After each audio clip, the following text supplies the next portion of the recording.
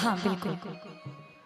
रही बात स्किल की, तो मैं उतना सीखा साधा नहीं। अरे नहीं, कोई नहीं सीखा। हम स्पेशली आप जानते हैं कि मैं लखनऊ की रहने वाली हूँ। हमने आप ही सबसे सुन करके भोजपुरी बोलने और थोड़ा मोड़ा गाने सीखा है। वो बात अच्छा है, लेकिन गायकी में मैं पीछे हूँ। अरे लेकिन ऐसे कहता नहीं मंच पर हाँ ना ना ना, आप देखिए, मैंने बोला ना कि सबका एक अलग अलग तरीका होता है। आप जो भोजपुरी जो विधा आप गा देंगे, भोजपुरी में बहुत सारे ऐसे कलाकार हैं, कहना नहीं चाहिए खाली 10 गो गाना बा पास में, लेकिन आपके पास गाना के साथ साथ संगीत का भी खदान है। आप एक दिन नहीं, अगर 2-4 रात अगर श्रोता बैठ के सुने तो गोलू राजा के अंदर इतनी औकात है कि वो 2-4 रात एकदम कंटिन्यू सुनाते रहते हैं। ये आपकी धन्यवाद सच्चाई है। धन्यवाद। आप भरत शर्मा जी को जानती होंगी। हाँ बिल्कुल जी। उनका एक गीत था, हाँ गाइए। छोटू भैया गाते नहीं बस सुनाते हैं, और उनके भाव को बदल कर हाँ मैं अपनी बात रखूंगा। यही होना चाहिए कि गाना जरूर किसी और का हो, लेकिन थोड़ा सा अपना तड़का लगा देना चाहिए। वो कहकर छोड़े हैं। अच्छा, आप पकड़ के रखिए। पटना से बाजे बलम जी,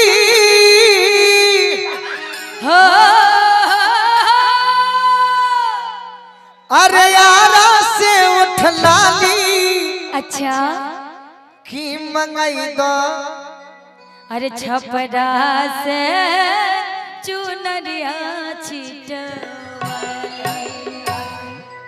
इस गाने पर एक आदमी पहन कर आ जाना, पहन कर आ जाना, पहन कर रेशमी कपड़े, पियर पियर, झूठी अदाकारी नहीं करते। आय हाय। हमारा खून ऐसा है, हम किसी से गद्दारी नहीं करते।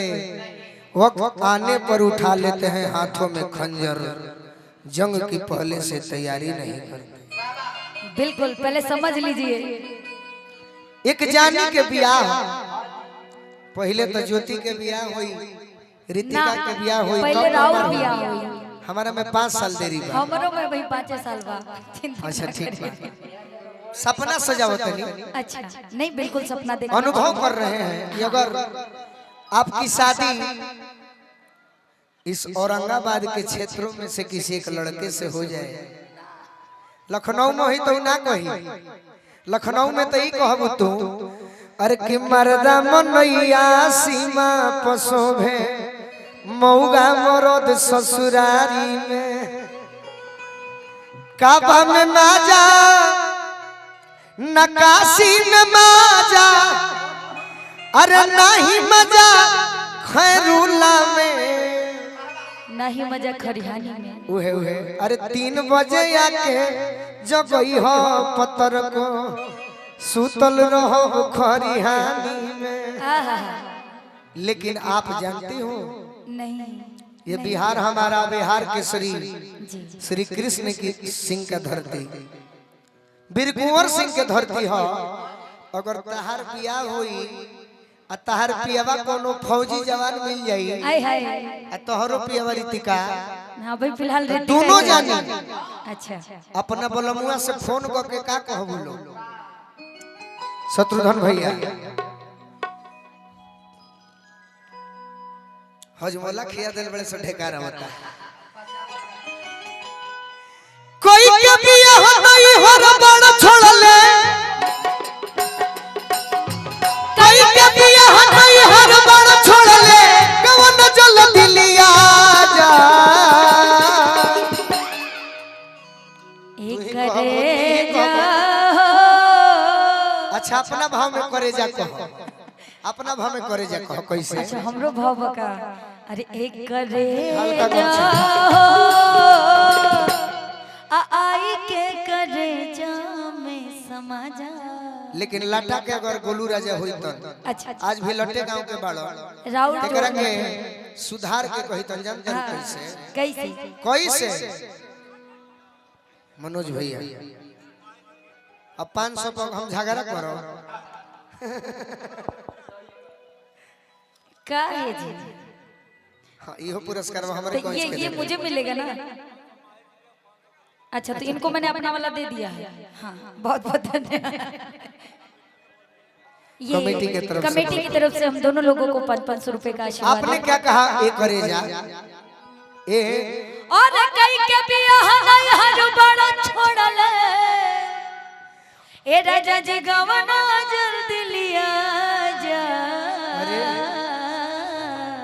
ऐसे तो कल्पना जी कहती थी। एक करे जा। अगर आप ज्योति माही हैं, हाँ कोनो चैलेंज मत दिया हमरा के। चैलेंज नहीं, बस बता रहा हूँ इन श्रोताओं को। तो साथ ही इस साथे में तो खड़े हैं ना ना, वो तो हमरा नहीं ख्याल तनी मनी छोड़ी ना उस बात को ना सुना जाला। देखिए अगर मैं ज्योति माही रहती, अच्छा रहती, आप गोलू राजा होते। अच्छा ठीक है। इसे कैसे कहते? कैसे कहिए? आप अपना कहे ना, ए करे जा एक करे जा। अब इस बात को देखिए गोलू राजा कैसे कहते हैं। आपका अंदाजा लगे शत्रुघ्न भैया। आय हाय ओहो। एक करे जा आई के करे जा में समाज, एक करे जा आई के करे जा में समाज। कोई के बियाह नहीं हर बड़ा छोड़ ले, कई के बियाह नहीं हर बड़ा छोड़ ले, कवन जल्दी लिया जा। ऋतिका तो नहीं आ जाता बगल में है। आपकी गायकी तो है ही। हाँ। एक बार मेरे कहने से ओए एक बार कमर मटका दीजिए। मेरे लिए नहीं, आप मटका के देखिए, अगर ताली नहीं बजा तो कहिए। कोशिश वैसे मैं अच्छा ठीक है आइए। एक बार कोशिश गा कर खुद ही। मैं गा के खुद। अरे बाप रे, दोनों काम कैसे होई? अरे कई के बियाह नहीं हर बड़ा छोड़ले, कमर मटका के ए जी गवना जल्दी लिया जा। एक करे जा जिया जिया जिया देखो ताली। एक करे जा आई के करे जा में समा जा।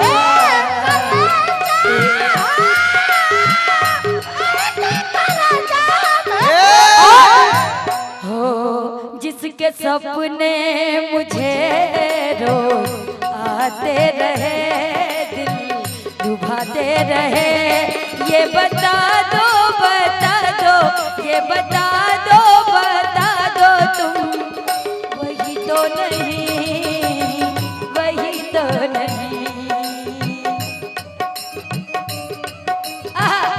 आते रहे, दिल डुबाते रहे, ये बता दो ये बता दो कहीं तुम वही तो नहीं, वही तो नहीं। एक करे जा हो आई के करे जा में समाज, करे जाओ आई के करे जा में समाज। ज्योति अस मेहरारू। और बाप रे, अच्छा यहाँ तक बात पहुँच गई। गोलू असबियावा से ना कहीं हम। सुधीर भैया अध्यक्ष जी के तरफ से एक तरफा प्यार बा सुधीर भैया, वाह। हेठार में बानी। देखी रौरा से मेहरारू का कहती है। एक तरफा प्यार हो गई है ना? ये कभी कभी होला। कोनो बात नहीं है। लहरत पे जिया रीतिका जिया जिया है भाव तनी है नहीं आ जाए। लहरत पे लहरत पा जवानी के अगिया तन के तावा ता तलवा,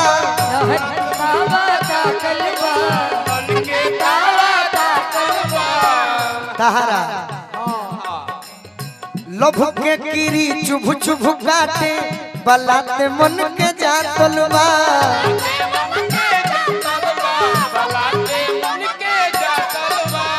लभ के कीरी चुभ चुभ काटे बलाते मन के जा तलवा। ऋतिका माही है इतार बड़की बहन ऋतिका माही, मैंने छोटकी बहन ज्योति माही। दिल के सरधा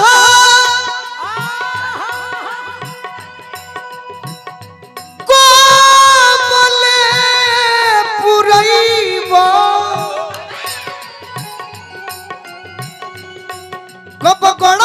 मोहब्बत के धाजा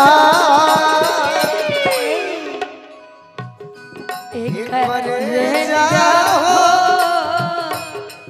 एक करे जाओ आई के करे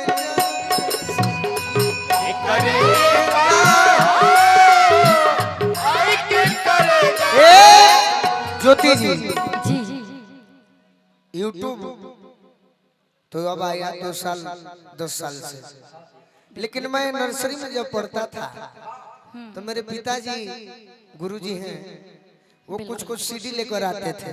अच्छा उसमें सीडी जब हम लगाते थे तो सीडी भी पवन जी का नहीं, खेसारी जी का नहीं, गायत्री ठाकुर जी का। अगर आप यही अगर सुने होते उन लोग का तो आज यहाँ नहीं होते। तो वही बता रहा हूँ कि उनमें एक गीत था आपके लिए क्या कि आप चाहें तो इन सभी भाइयों के लिए कह सकते हैं। उसमें मैं सुना करता था, बड़ी मजा आता था कि नाम धूरा न हो अरे गायत्री के सार के इमाल हुए अरे लखनऊ बाजार के गाड़ी दी हल ना हो का कलाकार के इनकर बहिनिया होई बड़ी शौकीन हो। अच्छा रखल बाड़ी 2 केरा पेरली मशीन हो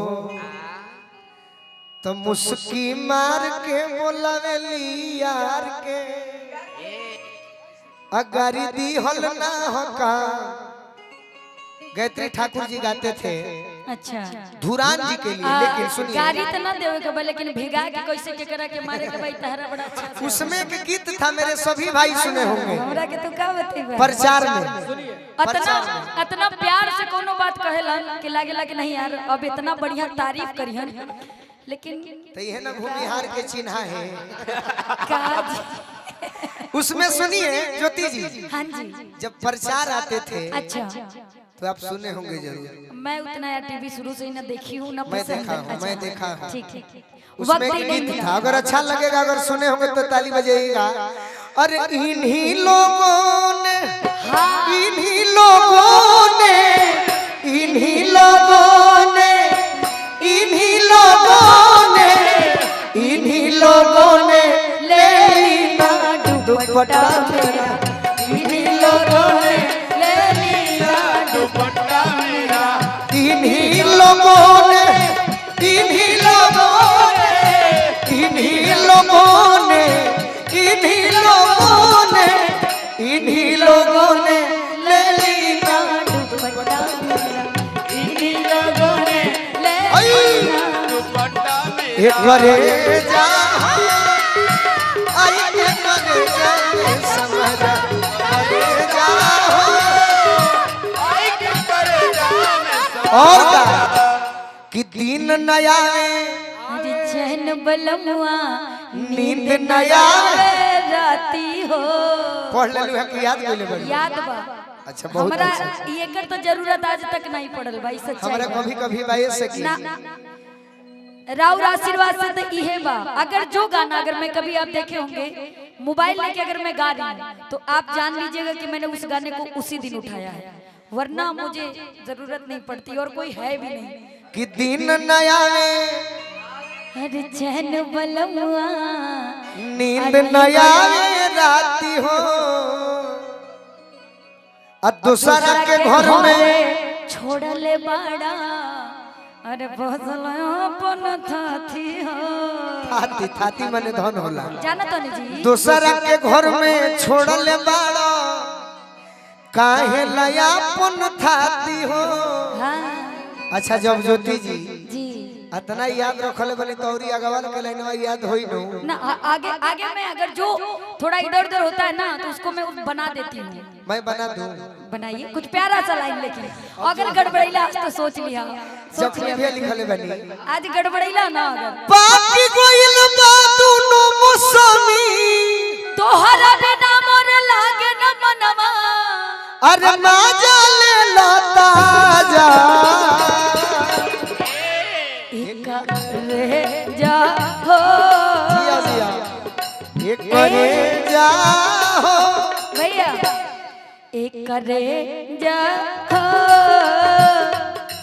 एक करे जा हो, आई क्या कर जा मैं समझ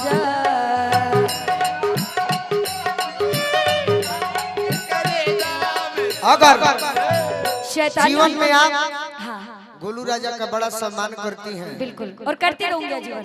लड़कियों में महिलाओं में मैं नहीं जानता किसको सम्मान आप करती हो नहीं, लेकिन एक आदमी का मेरे कहने से जरूर सम्मान करना जो हमारे बीच में नहीं है। स्वर कोकिला की उपाधि उन्हें दी गई है भारत के। उनका एक गीत मैं जरूर पसंद करता हूँ, कभी कभी गुनगुनाना मेरे दोस्त। गाइए ना, बताइए। दिल में तुझे बिठा के कर लूंगी मैं बंद आंखें पूजा करूंगी तेरी होके रहूंगी तेरी। छोटू भैया भोजपुरी के टॉप बैंजो वादकों में से मेरे छोटू भैया, देखिए तो इसी गीत को पिया और न देखे कोई, देखूं तुझे पिया और न देखे कोई, देखे अब जाओ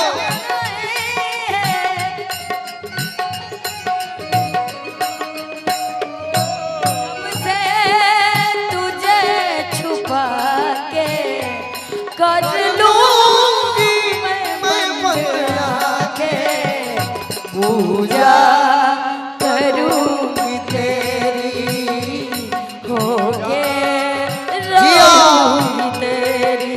करे जाओ आई के करे जावे समाज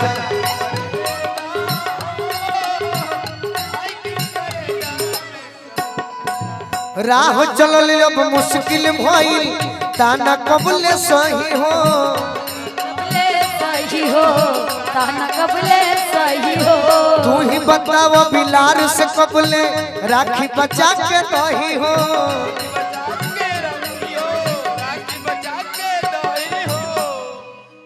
कि जखमी जीते तो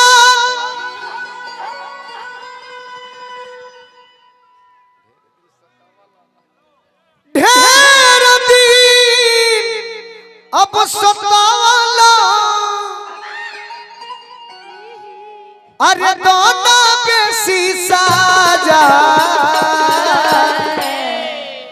देखिए ये जो टीम है शत्रुघ्न भैया का, मैं बहुत कम दिनों से इनके टीम पर गा रहा हूं, बट मुझे भी बहुत अच्छा लगता है। लेकिन रिंच जाने नहीं, रिंच 12 नंबर के होला 13 नंबर के होला जोन ट्रैक्टर के बैटरी में लागे। एगो होला सलाई रिंच अच्छा जौना मशीन में फिट करब वो में हो जाए। एक करे जा हो अरे एक करे जा देखिए अब फिट होके के बारे में कैसे हो। अरे आई के करे जा में संगना करे जा आई के करे जा मैं समाजा के करे जा आई के करे जा मैं समाजा। जखम जीते दर भेल दिन सब वाला जखम जीते दर भेल दिन सब वाला दोना बेसी साजा। एक करे जा हो एक करे जा हो आई के करे जा मैं समाजा एक करे जा हो आई के करे जा मैं समाजा एक करे जा हो आई के करे जा में समाजा एक करे जा हो आई के करे जा मैं समाजा। अब कुछ आप अपने मन